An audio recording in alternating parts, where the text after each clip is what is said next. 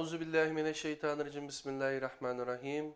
Esselamu Aleyküm ve Rahmetullahi Berekatuhu. Kaderlik Fitrat TV'nin körürmenleri.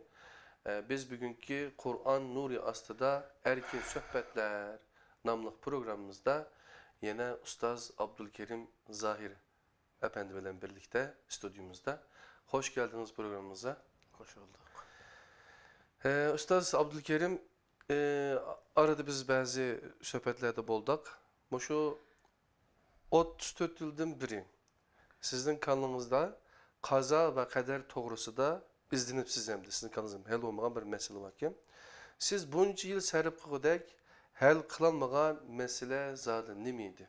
Bu doğruluk bize sözlep versiniz. Rahmet. Bu benimki bütün hayatımdaki %80%'ni özü egellep ketken bir iş çıktı. Ben özüm hazır 50 yaş girdim. 34 yaş degenin özü tam özü 3'te 2 kısmı degen gepim. Allah ömrünüzü tıkım uzun olsun. Rahmet. Bunca ola bek uzak vaqt ketmeslik mümkündü. Bir adamga 34 yıl bir meseleni izleniş bek çoğun, bek uzun bir vaqtda. Ama men o'qigan ustozlar, men o'qigan coğrafiya ve men o'qigan kitaplar bu qazoy qadar masalasini boshqacha tushundirganligi uchun men uning rozi bo'lmaganligi uchun u kitoblardagi masalan men 82-83 yillari shu Mishkat o'qigan. Mishkatda nurg'un o'zi rivoyatlar bor. Masalan, odam onining qo'shiqi to'ralgan hamon uniki nima yeydigan, nima kiydigan toki jannat ahli jannat bo'lamdi, ahli do'zax bo'lamdi hammani yezib oladi degan. Aniga ashunga o'xshaydigan o'zi bir odam dunyoga kelgandan keyin har qancha yaxshi qismi bir g'arish qilib qolgan chog'da jannatga kirgan hamda bir g'arish qilib qolgan chog'da u odamniki ash yezib qo'ygani oldiga o'tib ketib, undan keyin o'zi uni do'zax so'rab ketdi. Bu odam har qancha yomonlik qismi u odamniki ahli jannat deb yezib o'tgan bo'lsa, eng oxirida bir g'arish qilib qolgan vaqtida o odamniki o'zi ash yezib qo'ygani oldiga o'tib ketib, uningdagi o'zi jannat ahli bo'lib ketdi degan o'zi bir rivoyatlarni o'qidik hamda shu men unda qilqi o sahayisining sirtidami masalan Lolo Marjan deymiz, bu nima deymiz, Mishkat deymiz, Tanbihul G'ofilga o'xshash hatto Daqaiq axborotni tatib o'qigancha. Ashunday bo'lgandan keyin bu kitoblardagi yozilgan ash narsalar hamda butunlay aqida sohasidagi narsalar bo'yicha shunday e'tiqod qilsa degan ma'noni bildirdi. O sebepten bu yezib qo'ysa hamma narsani meniki masalan meniki jannat kirdigan yo do'zax kirdiganligimni men tug'ilishdan burun yezib o'tgan bo'lsa, mening bu dunyoda o yaxshi ish qilish, yomon ish qilishimning nima ahamiyati bor? deb ustozlarimga savol qo'ygancha men. Chunki men hukumat maktabida o'qigan bo'lg'achqa 10 yil. Shu o'qishimni eng oxirgi 2 yil qilib qolgan vaqtda, yani 8-sinfdagi vaqtimda diniy o'qishni boshlagan. Uning oldida Qur'on o'qishni biletdim. Masalan, shu o'qishni 82 da boshlagan vaqtda rasmiy arab tilini boshlagan vaqtimda. Shu hukumat maktabida men naytalqi Marksizm Leninizmniki falsafasini, ideologiya sohasidagi falsafasini o'qigan. O'qigan bo'lgach shu falsafaniki kichkina menga ta'sir qilgan yeri bo'lgan bo'lishi mumkin. Onun için bu sorular çıkan. Ondan keyin bu sözlerge muşunda rivayetlik pekatla özü razı olmadım hem de. Razı olmadım pekatla. Bu Kur'an'ın özüne keyin tefsir Celaleyn'de okuduk, Kamaleyn'i okuduk, İbn Kesir'i okuduk. Nurgun hem tefsir okuduk. Sefahat-ı Basır deyimiz. Mesela Zilal Kur'an deyimiz, Tentavi deyimiz. Diyenge okşaş hem de şimdi cık tefsirlerini okuduk ötende. Lekin aş aqid sohasidagi oyatlarni ashu e'tiqod kitoblarga bo'ysundirib tarjim qilibdi-ku. Tarjim qildi.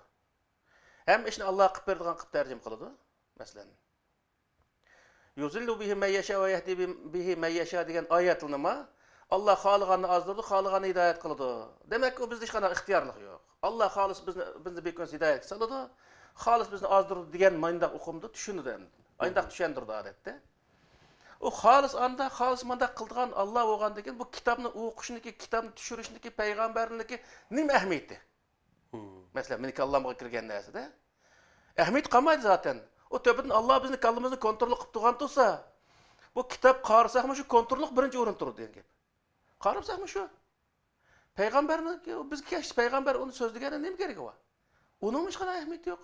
Mollamni bizga o'rgatishning nima keragi bor? Biz jamoatni oldiga chiqib, yaxshini qilma, yomonini qilma deyishimiz nima keragi bor? Zodi kontrolluk emas Allohning qo'lida tursa. Bu qanday gap deyman-da endi. Xuddi shayton azur deymiz, undaymiz, bundaymiz. O azdırdıgan ayet kelgende Allah azdırdı deymiz, shaytonga nima ish qilib qoldi, shayton nima ish tillaymiz. Men mundaq narsalarning o'zi kallamda faqat o'tmaydi endi. O'tmagandan keyin to'xta, bu agar Qur'on Allohdan tushgan kitob bo'lgan bo'lsa, bu cho'qim mutlaqa undaq emas degan bir narsa kallamga shundaq nima qildi. Jiq arashtirdim. Eng oxirida shuncha ular uzun yil. Chunki men ash e'tiqodimdan chiqolmadim. Uzun muddat chiqolmadim endi. Chiqolmadim emas. E'tiqodning yerimga desaymi, ikki kemiga desigan odamdek. Bu e'tiqodni kallamdan bitar bedi ba. Ma e'tiqodni undaq bo'lsa qandaq bo'ldi, bu bundaq bo'lmasligi mumkin degan narsa ham kallamdan bitar bedi ba. Aniq bekaraq o'zi nima qilsam, yana osh tarafga o'tay desam, aniqdan qo'rqaman. Chunki mening bilan ham fikr bo'lgan odam yo'q. Hattoki mening saboqdoshlarimmi o'zi ashnaq tushundimda. %99% ashnaq tushundi. Yezib qo'ydi. Pishamizni ko'ramiz. Taqdirchi. Endi eng oxirgi jilisi Qog'liqda shu Abdukim Maqsumojim ustozimiz ashunda o'qiyotgan vaqtimda, 89ning oxirlariga kelgan vaqtida jamida juma namozini o'qib bo'lib, cho'ng jami bor edi. Shu jaminiki bir yotig'i bor edi. Maqsumojim jumani o'qitib hamda tabliq qilib, unda charchab ketibdi. Kirib birem dam oldigan bir uy bor edi. Men shu jaminiki bir uyda yetib qopatdim shu vaqtda. Aşağı kirib armelishga yatdi. Yatgandan keyin biz 8-10 balla kirdik. Shu vaqtda buning o'zini so'rdim endi. So'rgandan keyin Maqsumojimning shu vaqtda bergan jipuchi menga nima bo'ldi desa, qadar degani deydi. Bir insonni bir ishni qilishdan suslashtirish uchun emas deydi. Ash ishni texmbek qilishga rag'batlantirish uchun o'zi yozilgan narsa dedi. Boshqa gap qilmadi. Kallam tangda tushdi-da, endi Qur'on biz o'qigan aqida kitoblarining o'zida Xudo yezib qo'ydi degandek oldimiz etikandi. Va qancha yugursekmi qirdan ashamaymiz degan gap. Asha yezib qo'ygan bir narsa bor, uni da ashamaymiz degan bo'ldi endi. Yugurmasekmi asha kelib turamiz. U bizniki harakatimizniki, bizniki o'ninchi yo'la o'zi tirishishimizniki hech qanday ahamiyati yo'q degan gap endi. Konu e'tiqod bo'yicha aytgan vaqtda. Tugmadan tashadak cho'glaydi. Chiqolmaydi. Shu mans qirdan ashamaydigan bir gap bor. Ashning qo'sh qirdan ashamaydigan bir so'zga, ashning o'zini nima qildi? Shuni olib Maqsumojimni so'ragan vaqtda Maqsumojim ashundaq javobni berdi.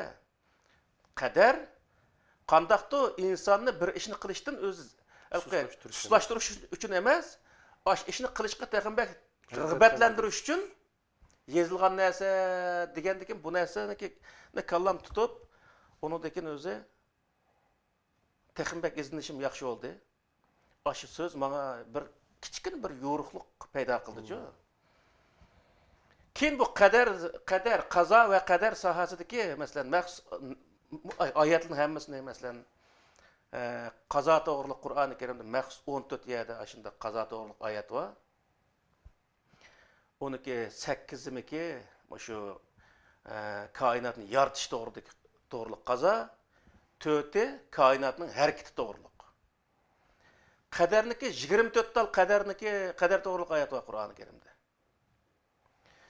Uniki o'zi 17isini esimda qilishcha, 17si koinotning yaratilish to'g'riliq qadar, qolgan 7si koinotning harakati to'g'riliq qadarda. Undan keyin kallam tamoman shubi tamoman ko'tarildi ashning o'zini hal qilgandan keyin. Bu nima desa, Alloh taolo bu yer ikki narsaning o'zini qazomi ikki xil, yaratilishdiki va harakatdiki. Qadarmicho yaratilishdiki va harakatdiki ikki turga bo'lindi.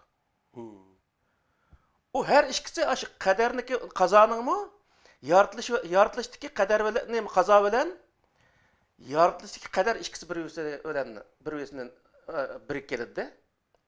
Bir. harakatdagi qazo bilan harakatdagi qadar ham bir nim qilindi.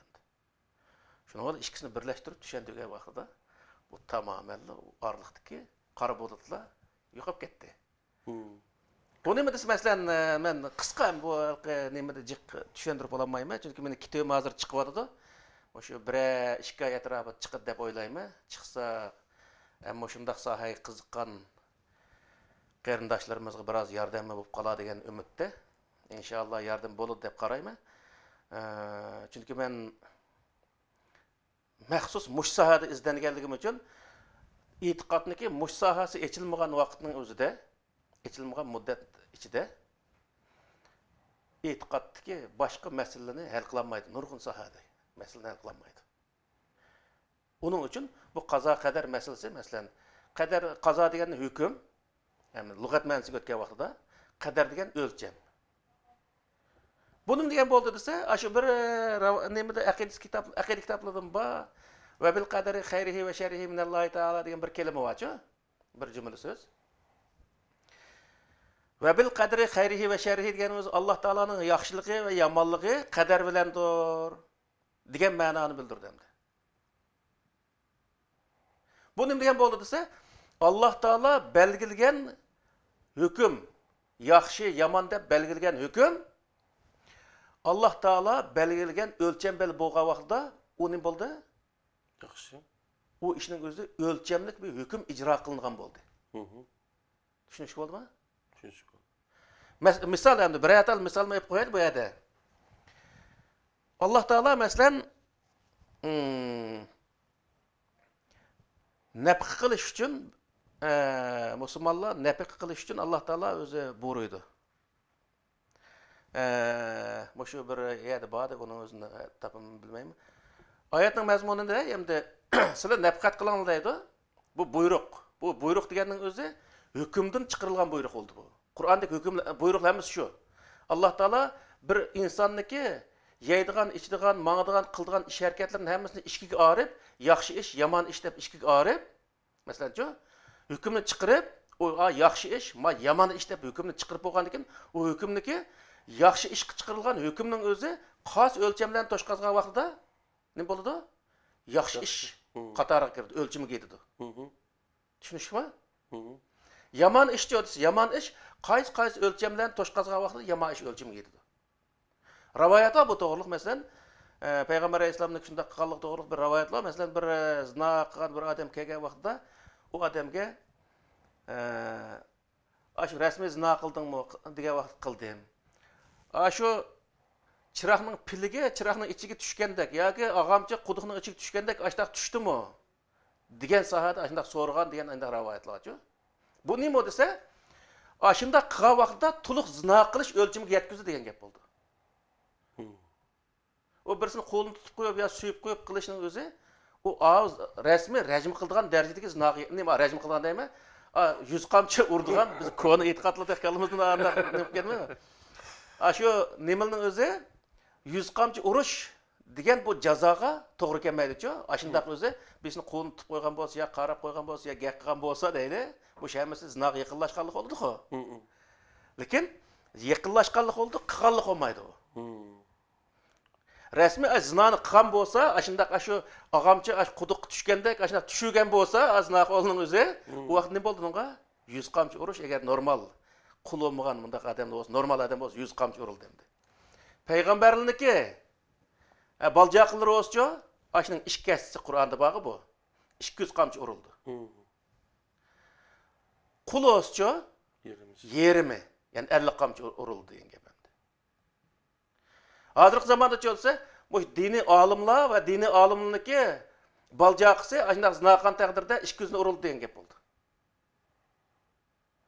Normal odamlar bo'lsa, zina qilgan bo'lsa, uningga 100 qamchi urildi.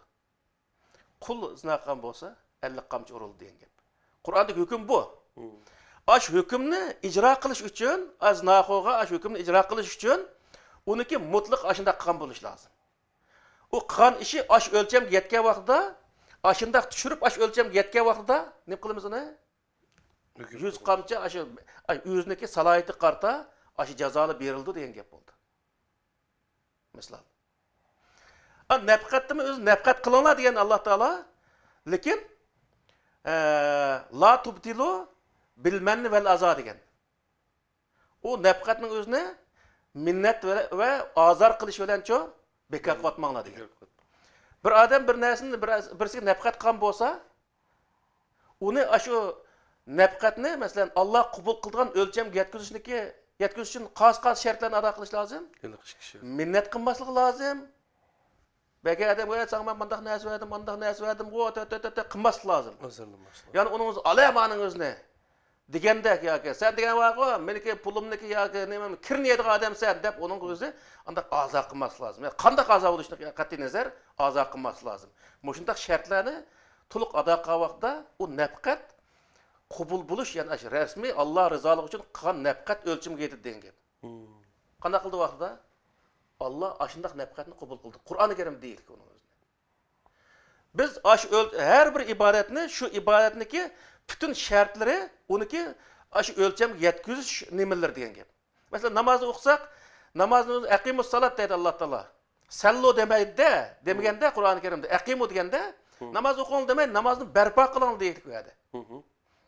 Nima uchun barpo qiling degan deydi desa, barpo qilish degan asli odatda uy solsak, uyning tomlarini xish bilan mundaq o'zi qo'pirib chiqqanning o'zini barpo qilish deb ataldi.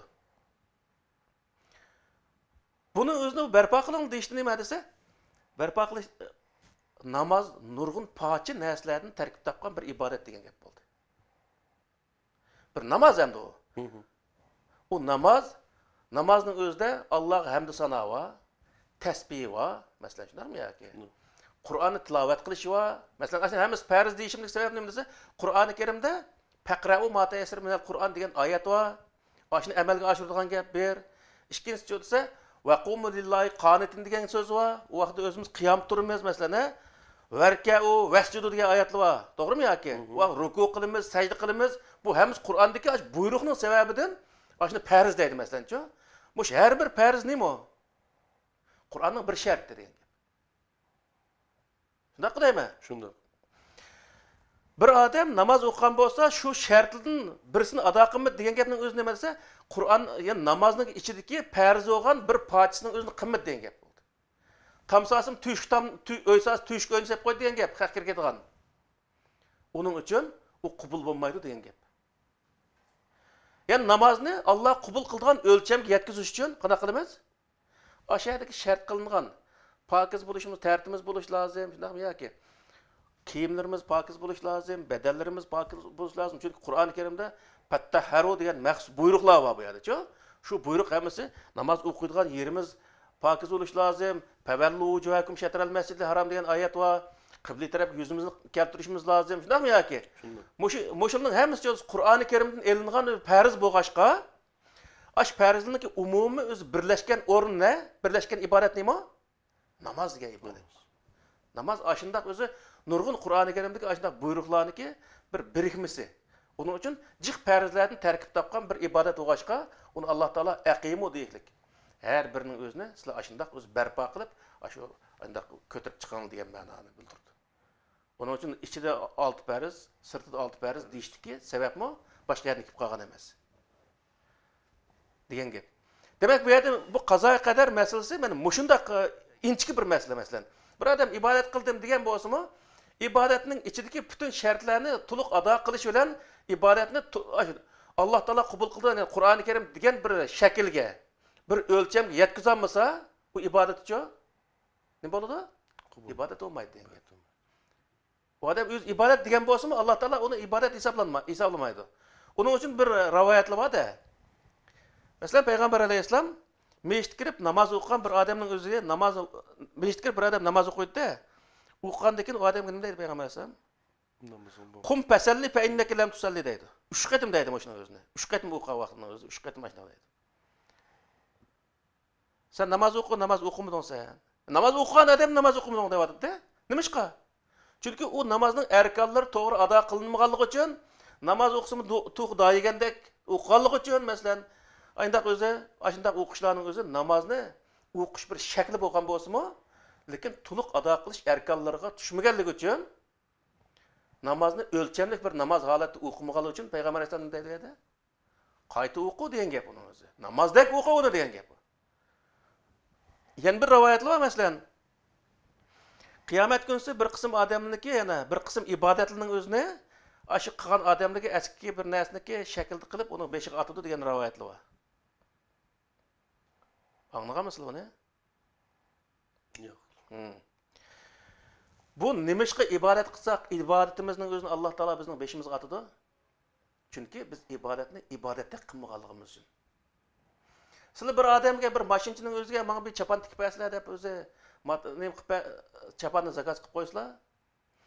U odamning o'zi chapanni tikkan vaqtida yaqisining o'zini peshiga, andan bu yengining o'zini yaqisining o'rniga qilib qo'ysa, unda ko'rib qilib o'zi beshiga atamlatmamlar. Alayam achapning demdimamlar. He. Çünkü ölçemlik bir çapanniki ölçümü yetkizip tikmaganligi uchun o sizlar uni qabul qilmaylar uni. Tabiiy holda. Alloh taolo bizga ashunday buyruqni bergan ekan, biz uni o buyruqni Alloh taolo o'zi belgilagan o'lcham bo'yicha qilishimiz lozim. Uning biz o'lcham to'xtatish haqqimiz yo'q. Tushundingmi? Allohning hukmini Allah belgilagan o'lcham bo'yicha ijro qilish degan gap bo'ldi bu. Yani qazo degan hukm. Qazo degan hukm qadar degan o'lchami. O'lcham. Yani şu qazoning o'zini, şu hukmning o'zini qadar, yani şu yani Alloh taolaning şu hukmining o'zini, qazo degan şu hukmining o'zini Allohniki Allohning qadri, yani o'lchim bilan ijro qilish degan bo'ldi. Yani o'zing o 5 kelgancha o'lchi qo'yib olishlik hech qanday haqqing yo'q degan gap. Nima uchun? Chunki biz burildik-ku. Muxlisin lahuddin dedik-ku. Unda bo'lgandan biz xolis mushning ibodat, mushning bilan mush ko'rsatma bo'yicha mangama degan bo'lgandan biz mushning nima ko'rsatish shuni qilamiz. Shu vaqt nima bo'lamiz biz? Xolis musulmon bo'la olamiz biz. Buni bir qism odamlar u qadar bu qazo qadarning ahamiyatini bilmagandan u qanday nima qildi, lekin buniki buni bilish her bir musulmonga bek muhim bir narsa bu-ku. Yani Çünkü buniki ikki turli dunyoda shunday bir muhim bir taraf bor-da, shu insonlar uchun. İnsanlar tarafini aytgan vaqtida, ya'ni insonlar Alloh taolo mush Qur'oni Karimda buyurgan buyruqning o'zini Alloh taolo Qur'oni Karimda bekitgan o'lcham bo'yicha qilish degan ma'noni bildirdi. Bu nega gapirdi oxirisi? Oxirisi Alloh taolo Qur'oni Karimda belgilagan bo'yicha savob olish gapirdi. Alloh taolo yaxshilik uchun nima uchun o'zi 1 dan 700 gachilik, ya'ni 10 dan 700 gachilik deb muqim bir o'zi bir yaxshilik 1 yoki bir yaxshilik 10 yoki 20 demay 1 dan 700 gachilik deb aytadi. Chunki bu yerdagi narsamiz o'lcham beqishlik narsa. Sizlarga bir odamning o'zi menga o'zi su akpa, men pulga setib olaman degan bo'lsa, qachining tuyida su akagan bo'lsa, shunga loyiq pul berdi. Shunday qilaymi? Shunday. Yerimga kelishlik akasizlar shunga loyiq berdi, to'shqichi akasizlar unga loyiq berdi. Men sen qanchalik su akasan, shunga loyiq pul berma desa, shunga loyiq berdi u. Sizlar ibodatni, yani ibodat eng tövenki o'lchamga yetmagan qadar Alloh taolo uni savob bermaydi. Ibodatni eng tövenki o'lchamga yetkiza olishi lozim inson. Bo'lsa yuqori o'lchamga. Bo'lmasa eng tövendeki o'lchamga yetmasa, o'lchamga faqat tushmagan narsa bo'ldi. Faqat kaygil olmagan chapan tikib qo'ygandek bo'ldi. Masalan, o'zi ba'zi chapanni tikib qo'ydi naustamlicha. Yanglar biraz qisqa bo'lib qolishi mumkin, yaqinlar sal mandg'ara bo'lib qolishi mumkin. Kaygil oldi. Nima yoki? Xuddi shunga o'xshash ham bir ibodatli bo'ldi degan gapimda. Uningga kichkina haq berdi. Ammo u yerda qilak chapan faqatla kelmaydigan yaqisini pushquq nemisiga, mana peshiga yengining o'zini yaqisiga bekitib qo'ysizlar, u vaqtda u mutlaqo o'zi nemiga, o'lchamga tushmagan bir chapan bo'ldi. Eng tuva o'lchamga tushmagan chapan bo'ldi. Uni hech kim pul vermaydi. Onun uchun Alloh taolo bu yerda nima deydi desa, bir oyat manja bil hasanat falahu ashra amsalha, ya'ni oxirsida shu yomonlikni nima qilsa, mislaha degan o'zi shunday o'zi oyat bor, shundaymi yoki? Yomonlikni nima uchun Alloh taolo misli bilan bir yomonlik bir gunoh yozadi. bir yaxshilikqa nima uchun 10ning o'zini berdi degan vaqtda yomonlikniki sharti yo'q. Tushundingmi? Men bir yerda o'g'illik qilish uchun yana bir o'g'illik yana bir narsaning o'zini, yana bir gunohni qilib berib qilish shart emas. Egisiga o'qitmayli ekan, ko'rsatmayli elib olsam o'g'illik. To'g'ri-ku? G'aybat qilish uchun yana bir gunohni qilib berib, uniki g'aybat qilmasam, berib bersam g'aybatni qiplassam bo'ldi. Uning boshqa shart olmaganligi uchun, uniki faqat bir jinoyatni qilganligi uchun uningga bir jazo berdi Alloh taolo. Ham yaxshilikchi bo'lsa, yaxshilik bayman degandek bir nafq qilish uchun o nafqiniki ikki tal sharti bor. To'g'rimi yoki? Ana uniki beshida riyo degan o'zi iboralim bor edi. Riyoga, ya'ni ko'z qilish uchun riyo aralashmaslik, aralashmaslik, minnat aralashmaslik. Bu uchinchisi Qur'on Karim to'silgan ish bo'lgan farz degan gap. Mush 3 farzni ado qilib bo'lgandan keyin nafqa degan farz ado qilindi. Qancha bo'ldi shuning bilan? 4 bo'ldi. Demak, har farzga Alloh taolo savob berganligi uchun u yaxshilikqa masalul lazina yunfiquna amwalahum fi sabilillahi kamasali habatin ambatat sab'a sanabil fi kulli sunbulatin mi'atu habba vallahu yuzaifu liman yasha vallahu wasi'un alim degan ash oyatniki mazmuni bo'yicha masalan bir yaxshilikqa birdan 700 gachilik. O manjabil hasanat deganda 10 gachilik masalan, 10 yaxshilik berib degan. Ashning o'zi hammasi nima desa, hammasi o birga bir berganlik aslida. Chunki ichida jiq farzlarni ado qilganligimiz uchun shu farzning har biriga savob bo'lganligi uchun u yerda bir qancha savob bo'lib qoldi. Masalan, Qur'oni Karimda namozni misolga olsak, bayqi men 12 farz dedim-ku, teshida 2. Teshida 2. Ichida 2, 12 farz bor. Onun sırrıçı. Teşhide 6. Teşhide 6, içide 6, 12 farz. 12 farzga o'zi 12 savob. Aqimus salat degan buyruqqa asosan yana bir savob. Ne bo'ldi? 13 savob. Undan namozniki sirtitchi o'disi, namozni o'qigan odam qanday qilish kerak? Tanha anil fahsha val munkar. Yaxshilik bo'lib, yomonlikni to'sish kerak. Bu ishni qilsa 13 savob bo'ladi. Andakin ara aytlarni o'qib chiqsak, aşağı 4-5 savob bor. To'g'rimi yoki? Yani namoz to'g'ri Qur'oni Karimni aqtolsak, nurg'un narsa bor-da. Demak, shuning har birisi bir farz bo'lganligi uchun bu farzning har birisiga savob berildi degan gap.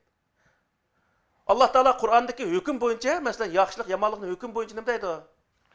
Faman ya'mal misqal zarratin khayran yara va man ya'mal misqal zarratin sharran yara. Zarrachilik yaxshilik qilsa shunchalik savobni oladi, zarrachilik gunoh qilsa shunchalik gunohni oladi. To'g'rimi yoki? Bu deganlik nima desa, oyat bir tal yaxshilik qilgan bo'lsa ham, uning ichida nurg'un farzni ado qilganligimiz uchun har birisiga bir savob bo'lganligi uchun bu yerda savobli kelib degan gap, gunohning o'zicha desa, birga bir bo'lganligi uchun, bir nil qilganligimiz uchun bir gunoh bo'ldi degan gap. Hatta salihat bilan nimati ash ikkisiniki farqi bor-ku. Amali salihat bilan. Amali salihat bilan. Nimaniki? Bu yerdan bir oyat o'qildi-ku. Hasenat bilan salihatniki. Masalan, salihat boshqalar uchun foydali bo'lgan jamiyatni. Salihat degani asosan amalga qaratildi. O'sha qarshi tarafga, ya'ni musulmonlar o'zaro qilishadigan ishlarga ko'pincha shunga ishlatildi. Men sizlarga yaxshilik qilaman, uni amal salihat deydi. Ibodatning o'zini hasanat. Unda ko'pincha ya'ni o'ziga foydali bo'lgan masala. Rahmat, kitaplarının pat yakında neşrden çıkışını tileyimiz. İnşallah bizim kanalımızda hal olmayotgan meselelerini inşallah ustazın yazgan Qaza ve Kader degan kitabı bilen pat yakın yüz görüşler kılıp hal kılabilişimizni körürmenlerden ötünümüz. Rahmet sizlerge, Allah razı olsun. Bugünkü Kur'an nuru astıda erkin sohbetler programımızın 5.'si Mişel'de tügüdü.